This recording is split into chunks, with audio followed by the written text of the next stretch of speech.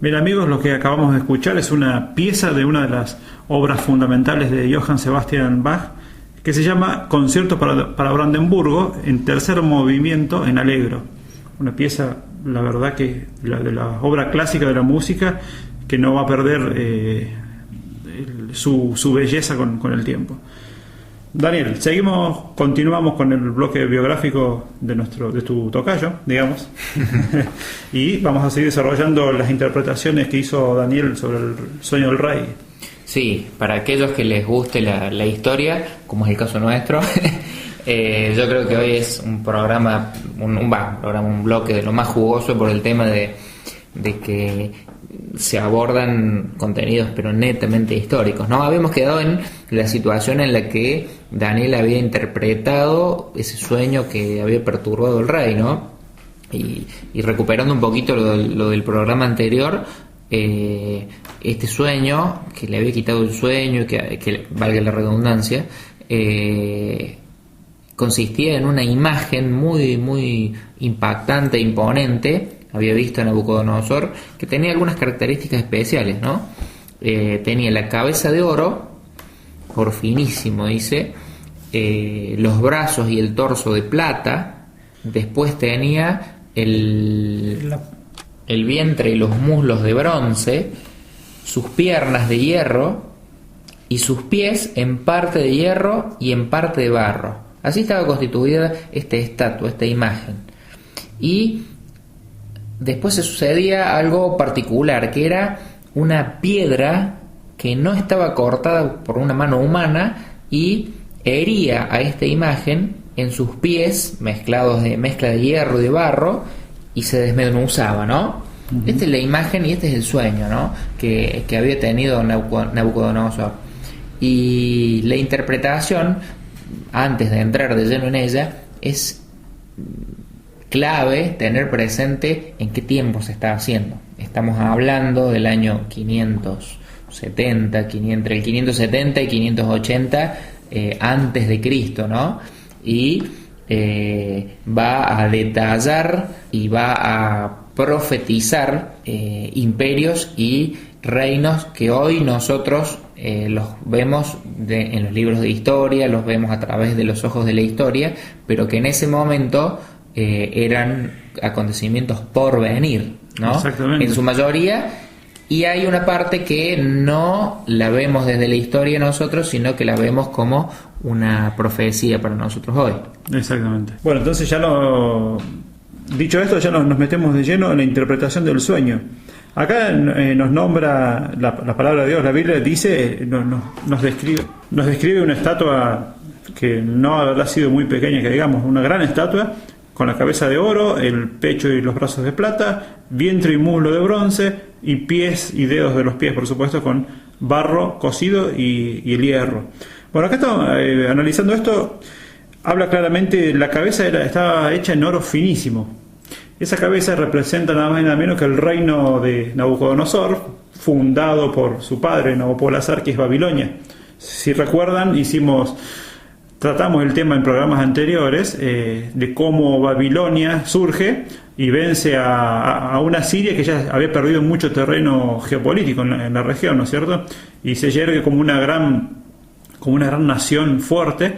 Bueno, acá nos está describiendo esa nación, ese oro fino, y la está describiendo en un solo módulo. No está hablando de que tiene divisiones internas esa cabeza. Esa cabeza sólida es Babilonia. Justamente se mantuvo interna hasta que cayó en manos de los persas y los medos, que ya es la segunda parte de la estatua, es la parte del pecho y los brazos de plata.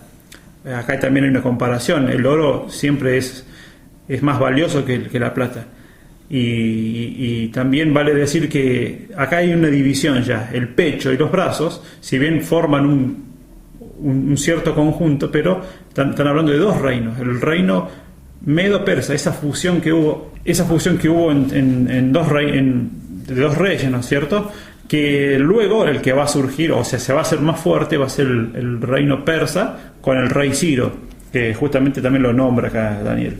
Si seguimos describiendo esta estatua, esta alegoría, este sueño que tuvo Nabucodonosor, nos encontramos que hay una parte es decir, el vientre y los muslos son de bronce. Siguiendo la escala de valoración de los metales, el bronce ya es menor que la plata y por supuesto mucho menor que el oro. Acá nos está detallando de un nuevo reino que iba a surgir luego de que cayese Persia. Vale aclarar que este reino es el greco-macedónico, que va a surgir o va a llegar a su apogeo con Alejandro Magno. Vale la pena aclarar que hubo un gran conflicto entre Persia y Grecia, que eran vecinos, que, si alguien recuerda o les gusta un poco la historia o recuerda películas o ha ido al cine, se ha hablado mucho sobre todo en estos últimos tiempos, sobre un ejército de élite que existía en Grecia, sobre todo en Esparta, que eran los 300. Estos 300 hombres de élite, estos son los que se van a enfrentar completamente en una condición de desigualdad tremenda contra este imperio persa, este fuerte imperio persa que se detalla como de plata, que son el pecho de la estatua.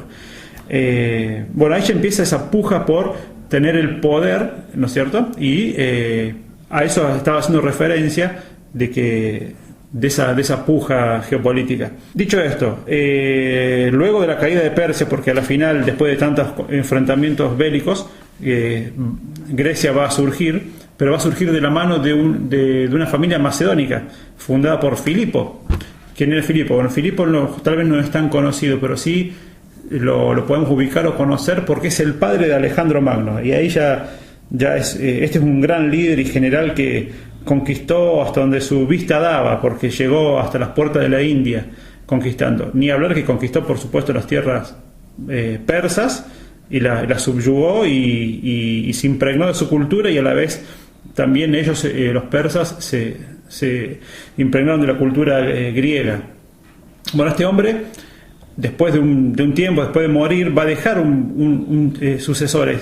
Ya si bien vemos que el imperio medo y persa hubo divisiones, acá en esta parte va a haber más divisiones.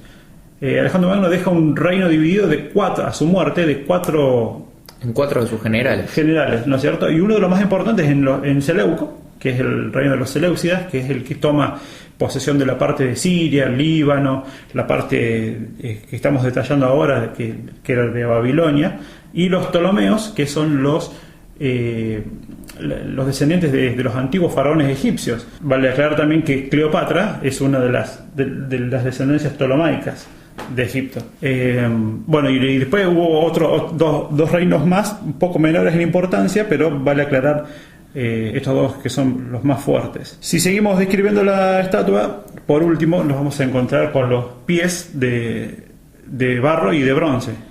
Continuando con la descripción de esta estatua, de este sueño, llegamos a las piernas, que acá nos dice la Biblia que estaban hechas de hierro. El hierro es un metal, no es un metal noble, pero sí es duro. Y esto representa claramente al Imperio Romano, que fue uno de los grandes imperios del mundo en cuanto a conquista, en cuanto a cultura y extensión, sobre todo extensión, que abarcó muchísimo. Mayormente Europa, gran parte de Asia, todo el norte de África. No fue poco lo que abarcó. Acá está hablando justamente de este imperio. También muy dividido, por supuesto, más dividido que los otros, porque si bien hubo una unificación, hubo tres periodos en la historia romana: la monarquía, la república y el imperio, ¿no es cierto? Pero luego el imperio romano se va a subdividir después de caer, ¿no es cierto?, por muchas cuestiones internas, sobre todo. Se va a dividir en lo que hoy conocemos como Europa, en todos estos países, o en estos reinos germánicos, mejor dicho, ¿no es cierto?, que a su vez después con el tiempo se fueron dividiendo hasta llegar a los países actuales europeos. Hubo más división todavía, pero no por esto quiero decir que haya sido un imperio débil. Y por último ya tenemos los pies, ¿no es cierto?, que ya los pies acá los nombra, la palabra de Dios los nombra como una mezcla de hierro y barro cocido. Estamos hablando de dureza y de cierta fragilidad. O sea, porque si el barro cocido, si uno lo golpea, se desmenuza, ¿no es cierto? Y ya acá está dando a entender lo que ha pasado y lo que está pasando, porque han surgido potencias en el siglo XX, sobre todo entre Estados Unidos, Rusia. Son grandes potencias que se han peleado por el poder, por la hegemonía del planeta, ¿no es cierto? Te interrumpo un segundo. Mirá cómo describe el versículo 23 esta cuestión del barro con el hierro, dice: así como viste el hierro mezclado con el barro, se mezclarán por medio de alianzas humanas, pero no se unirán el uno con el otro, como el hierro no se mezcla con el barro. Clarísimo. También nos están nombrando, y creo no equivocarme, no sé qué me decís, Dani, vos, del reino milenial, de lo que está por venir, que todavía no lo hemos presenciado y tal vez no lo presenciemos nunca. Te interrumpo para recomendar, la verdad que Bien. un espacio, un bloque nomás, creo que nos quedamos cortos, ¿no? Porque o sirve de coto, ¿no? Porque yo por lo menos me entusiasmo y podremos estar hablando horas de Yo creo que cuestión. también me estaba yendo un poco por la rama. para tirar algunas recomendaciones, ¿no? A medida que vos mencionabas los distintos imperios, mira, como profes de historia, tiene mucho que ver cómo nos la hacen vivir a la historia quienes ocasionalmente los tenemos en la secundaria o quienes nos hacen relacionarnos con ella, ¿no? Y yo siempre les suelo comentar a los chicos que puede ser lo más tediosa y pesada que existe, o puede ser algo maravilloso y algo hermoso, depende cómo podamos, cómo logremos vivirla, ¿no? Y justamente para poder vivirla de la mejor manera, o poder entender la historia, entenderla no como letra muerta, no como cuestiones que están que no tienen nada que ver con nosotros. Hay muchísimos elementos que los tenemos muy a mano, ¿no? Películas, libros, cómics. Me vienen a la mente, vos cuando mencionabas la cuestión del conflicto entre persas, entre el imperio persa y los griegos. Hay un autor que se llama Steven Pressfield, que tiene un libro maravilloso. Yo, mira, no está entre los 5 libros mejores que yo he podido leer en mi vida. ¿Es una novela histórica? Es una novela histórica, sí. Es una novela histórica que se llama Las Puertas de Fuego, que relata justamente cómo Jerjes, el rey persa, en su afán de invadir lo que es la actual Grecia, pone un ejército cercano al 1.000.000 de soldados, una mezcla de muchas naciones, ¿no? Pero, y bueno, es resistido por una alianza entre espartanos, que son esos 300 espartanos, con algunos otros pueblos más, pero que logran resistirlos. Y que, bueno, este libro relata eso de manera maravillosa, ¿no? Yo se los recomiendo altísimamente, ¿no? Puertas de Fuego, de Steven Pressfield. Disculpa, y en griego, Puerta de Fuego se dice Termópilas. Termofuego, pilas, puertas. Mirá vos, Sí, tal cual. Hay muchas palabras de nuestro idioma que vienen del griego, del latín. Tal cual, sí. Hay otro libro del mismo autor que se llama La campaña afgana, que ya se ubica en esa campaña de Alejandro Magno conquistando el imperio persa. Bueno, relata una porción muy particular y vivencias muy particulares del tiempo, ¿no? Pero hemos escuchado la película, hemos visto la película 300, la primera, la segunda parte, que también hace referencia a esto. Después hay muchas. Cuando hablabas del Imperio Romano, hay un autor, Simon Scarrow, que relata las idas, vueltas y peripecias de un centurión con su optio, que es su lugarteniente romano ya, mucho tiempo después, y cómo tiene distintas misiones por el mundo, ¿no? Por la Galia, por Britania, por distintos lugares. Pero son maneras en que podemos acceder a una historia viva, una historia atrapante, una historia, digamos, mucho más amena de lo que puede serlo si no lo vivimos con estos elementos, ¿no? Muy importante el aporte que estás haciendo, porque tal vez hasta resulte aburrido o tedioso hablar de una parte de esa historia de investigación, ¿no es cierto? Desde lo académico, ¿no? Esa es la palabra, de lo académico. Y es bueno lo que estás diciendo, porque con esto le estamos enriqueciendo, lo estamos haciendo más amena, pero no menos importante la historia, a través de estas novelas históricas que Sí, coincido que son muy altamente recomendables. Yo siempre suelo recomendar para aquel que no esté directamente interesado, porque yo reconozco que por ahí comerse un libro de historia académico no es lo más, digamos, no es lo que yo elegiría para pasar mis vacaciones, digamos. Nos gusta la historia, pero tampoco comemos vidrio. Pero en cambio la novela histórica es un relato enmarcado en cuestiones históricas y que vos vas aprendiendo sin darte cuenta, porque vos seguís el relato, seguís si está bien, si la pluma es buena, vos seguís la historia de este personaje, y sin darte cuenta vas incorporando un montón de detalles, su contexto sociocultural y su contexto donde se desenvuelve, y son cuestiones que te van quedando, y vos leíste una aventura, leíste una novela, pero a su vez aprendiste quizá de otra manera, sí. Como si hubieras leído un libro o visto un documental, que quizá no... Y te va a quedar conocimiento, porque justamente estas novelas son históricas, no están hablando de algo fabuloso o fabulesco, sino que están hablando de historia, pero lo están haciendo de una forma más atrapante. Tal cual. Bien.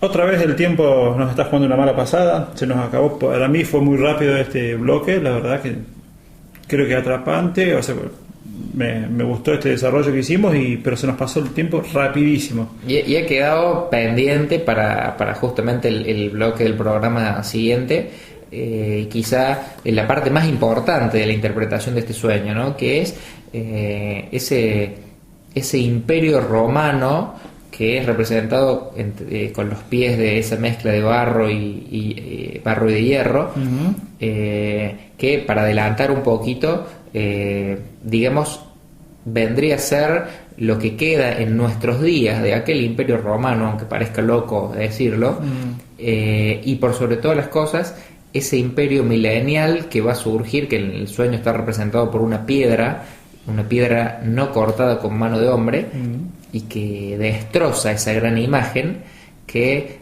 se hace referencia al imperio de Jesucristo, ¿no? Ese reino milenial que está profetizado en la Biblia de manera muy clara, y que no es de dominio público, digamos, ¿no? Bueno, pero el programa que viene, la idea es dedicarle un buen tiempo a eso también. Vamos a desarrollar muy bien ese tema. Sí. Bueno, ha sido un gusto. Un gustazo como siempre, y bueno, les recomendamos que ingresen a nuestra página de Facebook, La Puerta del Tiempo, y bueno, nos visiten allí y, como siempre decimos, hasta el hartazgo, que nos recomienden o nos sugieran cosas. Bueno, invitarlos. Yo soy o sea, si alguno tiene alguna buena novela histórica, yo soy un apasionado de este género, así que va a ser muy bien recibida la recomendación. Perfecto, para eso se ha creado la página y los esperamos ahí también. Lo dejamos con una obra musical y espero la disfruten. Y mandamos saludos a nuestra editora y a todos aquellos amigos que siempre nos hacen aportes. Y que sostienen este espacio también. Y salen al aire, y tal vez no los nombramos y no los agradecemos, pero también hay aportes de gente muy allegada. Nos vemos, Dani. Que andes muy bien. Chao, chao.